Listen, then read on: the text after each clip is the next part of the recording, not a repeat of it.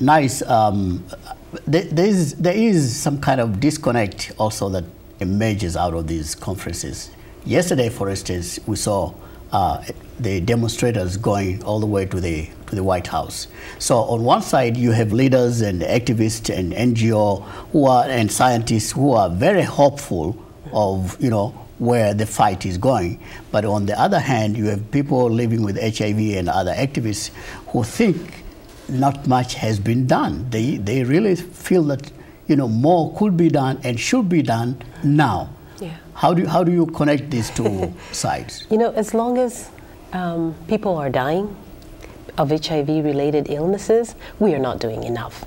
As long as people are getting infected, children are born with HIV, we are not doing enough. And why do we say that? Because we know we can.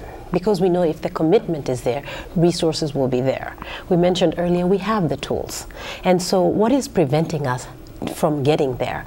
This is what people who are living with HIV are out there advocating and really making an issue of. It's because they see their brothers, their sisters, their mothers dying. And it's just not acceptable. You see your child is born with HIV, and in some cases there is not access to treatment. We know that now with treatment that people can live 20, we were even told 50 years. I've been living with HIV for 25 and I'm coming from Africa. And that is a phenomenal feat. We couldn't imagine that in 1987 when I was diagnosed HIV positive.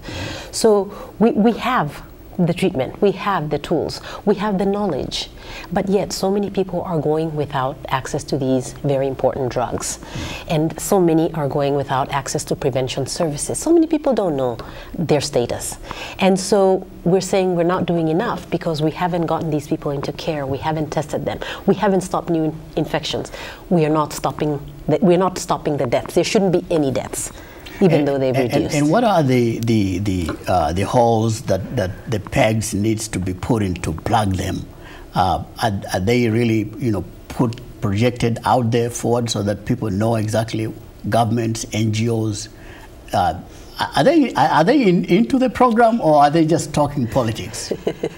Sometimes for us people who are in the field, for a person like myself living with HIV, sometimes you think it's a lot of hot air. And I mean, it's not always the case, but sometimes it feels like it. We have to recognize that, as Mamadou mentioned, that there are different needs with different populations. You have the MSM, you have most at-risk populations. Here we're talking about intravenous drug users. We are talking about sex workers. We are talking about the MSM community.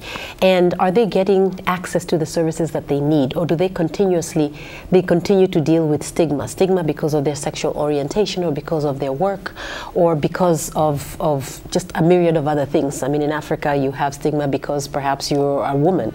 So there are the stigmas that they're dealing with, there are cultural issues, there are other barriers that actually get in the way of accessing these services that we need.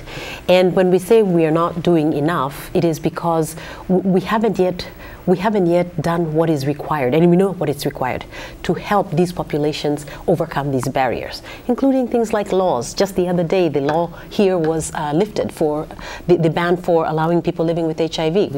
I applaud. To travel into the United States. Absolutely, it's been long overdue. 43 more countries which are still, banning people to travel into those countries. So those are the things.